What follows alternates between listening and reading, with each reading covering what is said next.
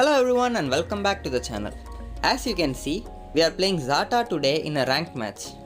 For some reason the opponents did not ban Xata, and so since I had the first pick, I selected him. And this video will be featuring a hard carry match, and I'll also be giving you a lot of tips on how to rotate as a mage and also on how to rotate as a support. So just like I always say, picking mages as the first pick is always very good because mages don't fight in the lanes and instead they only focus on rotating. So you don't need to pick a counter mage for any other mages. So picking mages first is very good, and the last pick always goes to the assassin. And so our team, as you can see, the mage is ready, the marksman, the support and our DS laner, and the last slot is going to be the jungler. And in the opponents also, the first pick was Natalia, who is a mage, and then the last pick is going to be their jungler. Now before we get into today's video, I just wanted to let you guys know that one of my friends has posted a very special video in his channel, and that is the best couples in Arena of Valor. So according to the story, there are a lot of couples in the game, and the most popular ones are Arthur Telenas, Malak and Veera, and there are a lot of other couples in the game that you might not know of. So in that video, we'll be playing together. For example, if he is playing Arthur, I'll be playing Telenas. If he is playing Butterfly, I'll be playing Alain. So we made that video together, and it took quite some time for us to complete it. Therefore, I can assure you guys that it's a really fun video to watch. I'll put the link for the video in the description. So make sure to check out that video and show him some love in the comment section. If you ask me, I'd always recommend you to ban Xata in any ranked matches, unless and otherwise you are going to play him, or if someone else in your team shows a very good win rate and wants to play Xata, because he is very good at eliminating the enemy squishies. He can simply target the marksman and dive in and kill him and then come out alive. So unless you are in a 5-man queue, it is always best for you if you ban him, because if a good Xata player is in the opponent, he can solo carry the match. And as you can see here, I've picked my second ability. I'm not sure which ability is good to pick on Xata. Both are similar to me because neither of them deal any damage unless they are used together. So our Lumber is with us, and he will be rotating with us throughout the game instead of standing in the Abyssal lane. So I've told you about this a lot of times in a lot of videos, and it's very important also that the support always roams with the mage instead of standing in the Abyssal lane. Since I'm Xata, I don't have a lot of abilities that give me mobility, right? So it is good if Lumber is with me, because if someone tries to attack me while I'm rotating to the Abyssal lane, he can save me. And since we are going together, we can come from the side and flank the enemy marksman and their support if they are overextended to kill our marksman. So this is very good if you are in a trio queue, and if your friend plays support, always ask him to rotate with you if you are the mage, because it will help you achieve more objectives better, because mages are standing in the middle lane, so they can either go to the bottom lane, that is the Darkslayer lane, or go to the top lane, that is the AD lane. So mages do most of the rotations, and supports should be with the mage during those rotations in order to make those rotations more effective. So we are at level 4 now, and Xata has a lot of mobility at level 4, but unfortunately I got a call here and I was not able to join the fight, but Lumber went in and died. So we can clear the Abyssal lane now because our marksman is clearing our lane. So now Xanis and Thorn are here, so we should be able to take this Abyssal Dragon after clearing this wave, and sure enough we do that, and then we can go back to our middle lane and start our rotations as usual. So once again, Lumber will also come with me down to the middle lane, and Thorn is going back to his lane to start clearing. So Lumber is with me, so we can clear this wave, and now we can go back to the Abyssal lane and see the enemy marksman and their mage and their support are playing aggressive because our marksman is only there. But we come from the side, and just like I said, we are tower diving with Xata. Mina pulled us, but still we should be able to kill both of them, and just like I said, we were able to take flight and we get a double kill. And as you can see here, I'm not clearing this minion waves because it belongs to Thorn. If I take those waves, Thorn will be lagging behind on gold. So I just leave his wave and come back to my lane to clear my wave. But see what Thorn does here. I let his wave for him, but he comes here and takes my wave. And one more very important thing you should know as a mage is, The health pack behind the middle lane tower gives a lot of mana. You see Lumber is at half HP but still he didn't take that health pack because it will give a lot of mana and he is at full mana right now. But I might need that mana because I am the mage. So as a support, if you are a support or a marksman, don't take that health pack if you are full on mana because it gives health and mana and it's only good for mages. Here Kriknak came and jumped on me from nowhere, but still we were able to do a 5-stack ult on him, and even though he used his Arctic Orb, he still died. And Lumber, since he was rotating with me, he was able to use his ult and stun Kriknak so that I can use my first and second abilities on him. So mages deal more damage than the marksman in the early game and the middle game because the opponents buy magic defense only later. So if the support is with the mage can play more aggressive and it will be more fruitful for the entire team.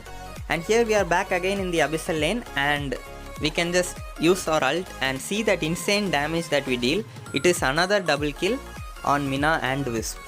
But since Lumber took the route behind the enemy tower, he was caught by Kriknak and Natalia and he ends up dying.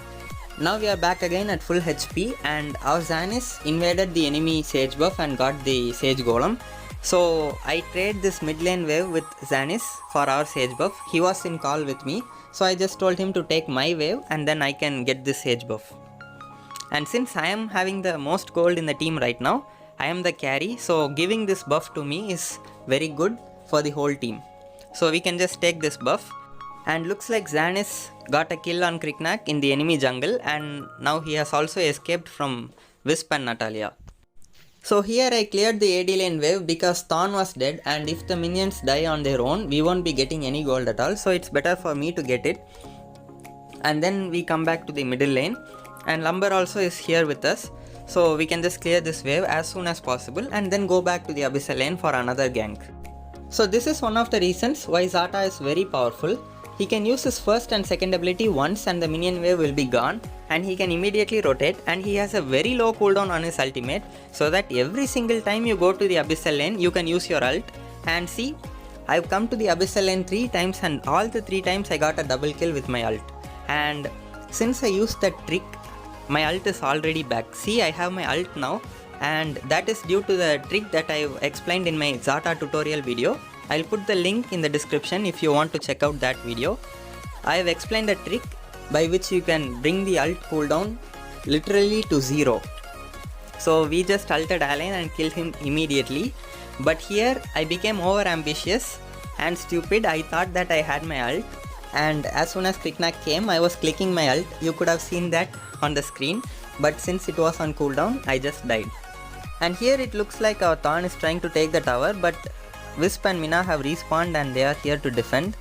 And Kriknak also gets poked and Zanis tries to engage on Wisp, but he doesn't have his ult now, so they were able to retreat. And Lumber tries to stun, but he also got poked. But here the enemies do something stupid. They should have never tried to fight them there because there are a lot of walls and she has her ultimate. So Zanis also had his ultimate, so both of them used their ults and instantly killed all of them. And since most of the enemy team is dead, we can just clear this wave and get this first tower because Natalia has respawned, but she is clearing the minions in the abyssal lane to defend her second tower. And Zata also has his enhanced auto attack, which helps him to get towers faster than other mages in the game.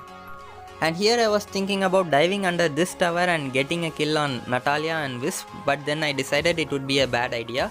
So instead, I think we just go and take their jungle.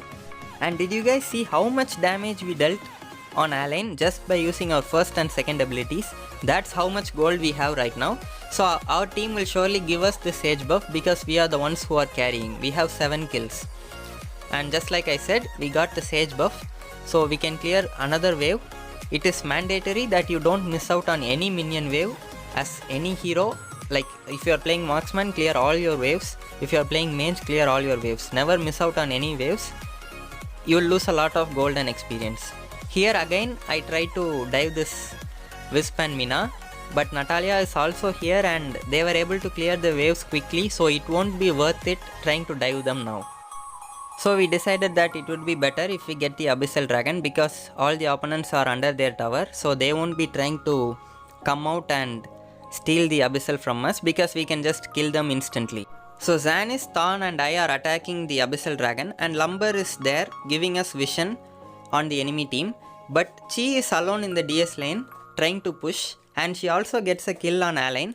But the rest of the 4 members in the enemy team try to jump on her. So I used my sprint, I go there and I engage because I know that I have a lot of gold and I should be able to kill all of them.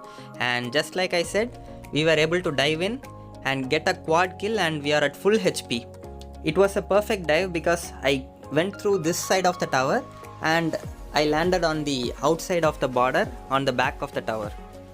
And here, since all the enemies are dead, we can take this tower for free, and Thorn is already trying to get the high ground tower on the top and she is trying to get the high ground tower on the bottom. So we should apply pressure on the middle. So since we are applying pressure on all 3 lanes at the same time, we should be able to get at least one. And sure enough, we got the Abyssal lane high ground. And here Kriknak jumped away. I thought that he would be jumping on us, so I used my ult. And we go in, we are at 3 dashes, we still have 2 dashes left. And here I did a mistake. I should have used my 2 dashes to run away, but instead I thought we were winning the fight and I just dashed into 5 people and I ended up dying. So as a result of the fight, we were able to get the high ground tower in the middle lane. And here Zanis is trying to chase Kriknak, but Kriknak dashes away, but still he ends up going towards Thorn. So Thorn killed him quickly. And I think this will be the last team fight, and with this fight we should be able to end this match. And again Thorn was clearing my lane, so I was just pinging him save Thorn because I've already told him not to take my waves, but still again see, he's clearing the next wave also. So never do this as a marksman because the middle lane gold belongs to the mage. At least clear the wave with your mage. Don't come alone, clear the wave before the mage comes and then go away. It will put your mage in a severe disadvantage. So just like I said, we also have the Dark Slayer, so the match should surely be over now. So that's it for today's video guys. I hope you all found this video entertaining and helpful. And don't forget to check out the best couples in AOV video. I'll put the link in the description and I'm sure that you will enjoy watching that video. I hope you all have a great day and I'll see you guys in the next video.